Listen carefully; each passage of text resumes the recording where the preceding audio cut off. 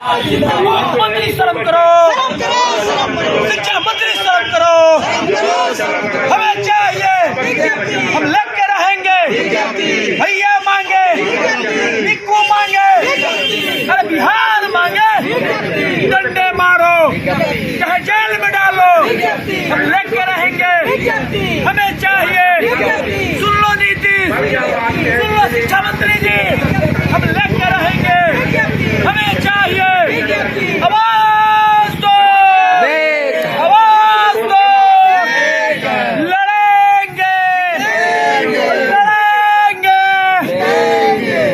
हिंदुस्तान में तो ये है कि हम लोग वोट बनाइए, वोट डालिए और आज कितना है।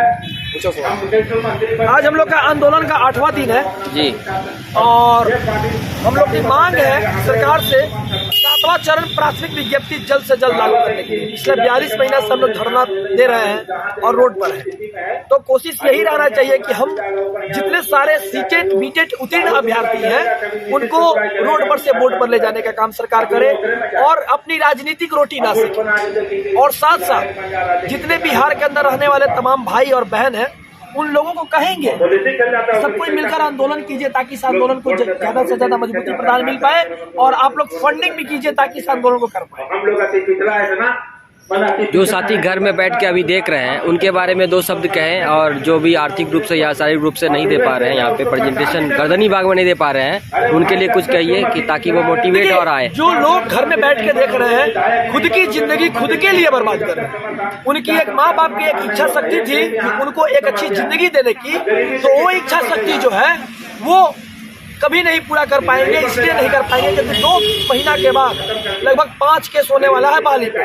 ये बहाली 3 साल डिले ऐसे होगा और 3 साल सरकार करेगी, तो 2028 चला जाएगा, 2028 में ज्वाइनिंग होगा। और ये बात आपको लगता है पूरा, तो आप रिकॉर्ड कर लीजिए मेरा ऑन कैमरा।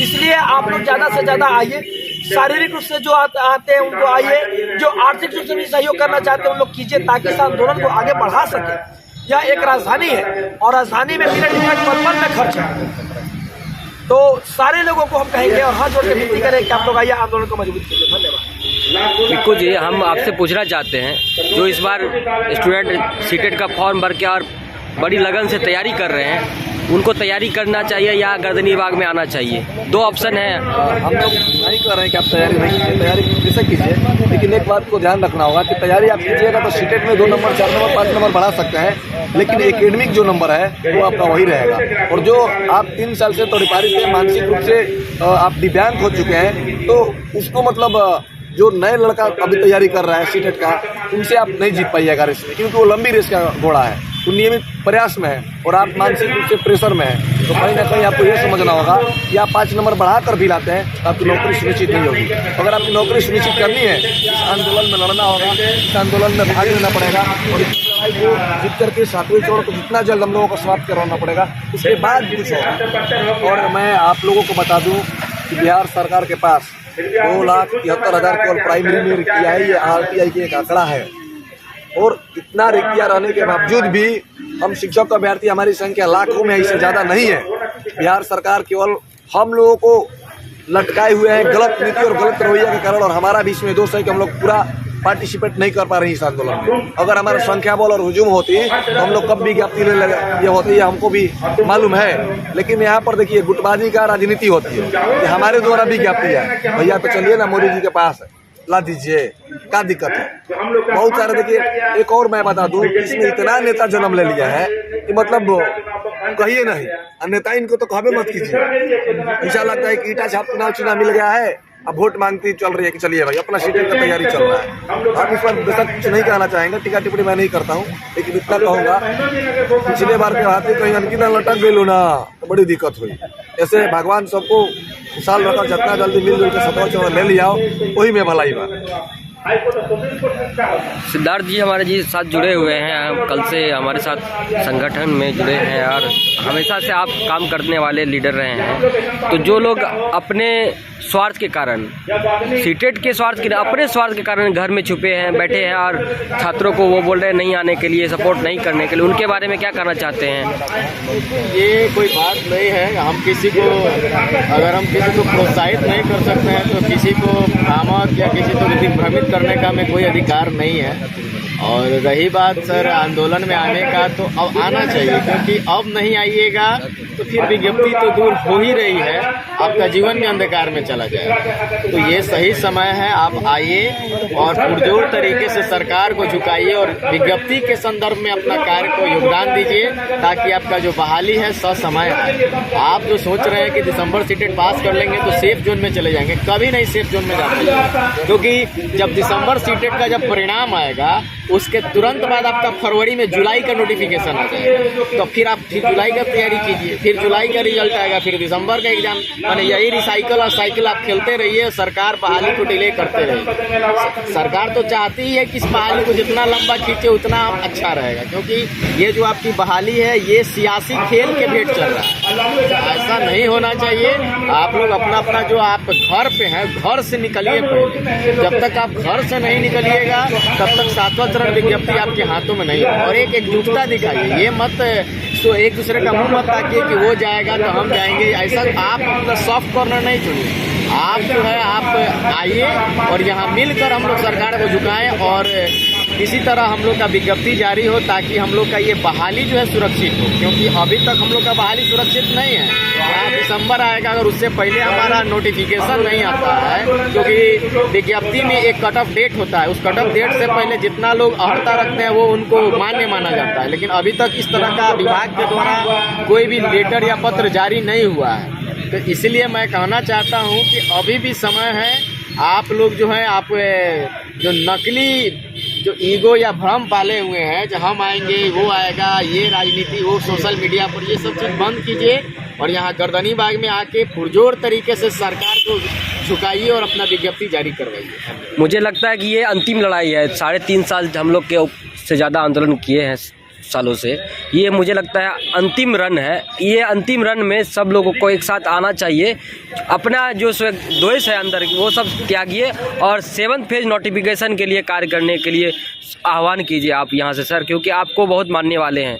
बिल्कुल बिल्कुल सर, मैं भी यही कहता हूँ। अभी हर चीज़ को दरकिनार करके आप 7th फेज के जो रिगार्डिंग जो काम करना है, चाहे उसमें जो आपका योगदान होना चाहिए वो होना चाहिए। ठीक है, आपसी मनमुटाव हो या आपसी जो आपका वैचारिक मतभेद हो, उसको अभी तत्काल के लिए आप उसको दरकिनार कीजिए।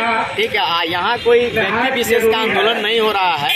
यहाँ आपके जीवन के भविष्य के लिए 7वां चरण के लिए जो उसका प्रारंभिक विज्ञप्ति जारी होना है, उसके लिए ये आंदोलन हो रहा है। पिछले आज 7वां दिन है, तो किसी न किसी तरह आप इस आंदोलन में आके भागीदारी दिखाइए और निश्चित रूप से हम लोग को सफलता मिलेगी। आप लोग पहले घर से तो आइए, आप बैठे बैठे वहाँ आकलन नहीं करिए जी ये होने वाला है वो होने वाला है। ठीक है, तो आप लोग एकदम जल्द से जल्द पटना पहुँचिए। देखो जी, संख्या कम होती जा रही है। आप सर एनर्जेटिक हैं, 7वां चरण में एकदम एनर्जेटिक रहे हमेशा, तो आप बुलाइए और हम जानते हैं आपको बहुत फॉलो करते हैं क्योंकि आप योद्धा हैं। सर मैं एक चीज़ बोलना चाहूँगा कि सभी लोग जो आहारता धारण किए हुए हैं वो हर एक सुनाई जो था, दिक्कत ये है कि लोग शिक्षी और खुली की दृष्टि से डर गए हैं। लेकिन उनको ये समझ में नहीं आ रही है कि कट ऑफ आपका बढ़ेगा, नए लोग शामिल होंगे तो कट ऑफ और बढ़ेगा। और इसका कारण ये है कि केवल पटना में सीटेट का जो नई फॉर्म गिरी हुई है, आप देख सकते हैं कि उसमें करीब 1.5 लाख से ऊपर केवल पटना में फॉर्म फिल हो गया है और बाकी पूरे बिहार अभी बाकी है। मतलब पटना की केवल झांकी में 1.5 लाख, पूरे बिहार अभी बाकी है। तो समझ लीजिए कि अगर नया एक सीटेट शामिल होगा तो आपके केवल सर्टिफिकेट मिलेगा, माला गुथ करके आप दिखा सकते हैं परिवर्तनों को, सभी संबंधियों को, ताकि नौकरी आपकी सुनिश्चित नहीं होती। नौकरी सुनिश्चित करने के लिए गर्दनी बाग मेंस का तैयारी करना पड़ेगा। और ये कि हम लोग संघर्ष के करीब है और संघर्ष जितना कठिन होता है ना उतना जल्द सफलता मिलती है। हमें लगता है सर कि खिचड़ी निर्बल का जो थी अंडी ऊपर और आग नीचे, लेकिन अब दोनों समीप आ गई है और यही इतना सुंदर क्षण है कि अभी अगर आँच दिया जाए तो खिचड़ी भी पक जाएगी। तो मैं सभी साथियों से हाथ जोड़ करके विनती करता हूँ कि आप लोग पूरा एनर्जी के साथ गर्दनी बाग में पहुँचिए।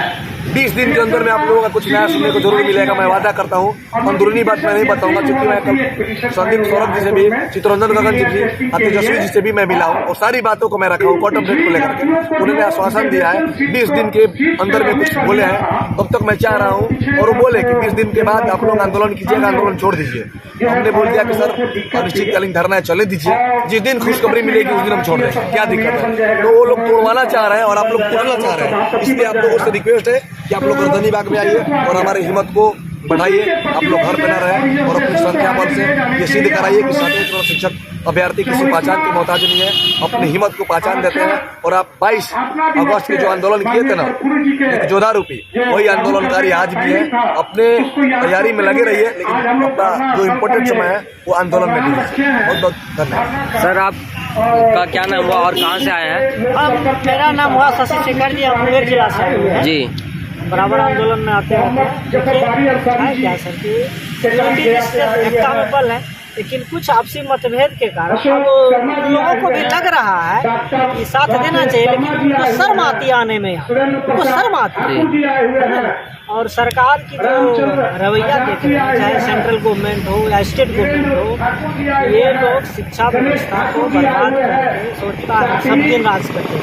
यही इनका मेन पॉलिसी है, न्यू एजुकेशन पॉलिसी 2020 आया और सभी जितने अभ्यर्थीगण एग्जाम दिए हैं, ये जो है 10-20 साल ये सरकारी जितना स्कूल होगा उसको बंद किया गया है और प्राइवेट मेटा स्कूल खोला जाए, उसको मेटा स्कूल बोलते हैं। एक पंचायत में 3000 से कम स्टूडेंट्स होंगे, उस विद्यालय को या मर्जर घोषित करके बंद कर दिया जाए, मेटा स्कूल खोला। यही योजना है, चाहे सेंट्रल गवर्नमेंट हो या स्टेट। और इसका शुरुआत आपका राजस्थान से हो गया, कुछ स्कूल वहाँ बंद हो चुकी है, हाल ही में। बहुत बहुत धन्यवाद।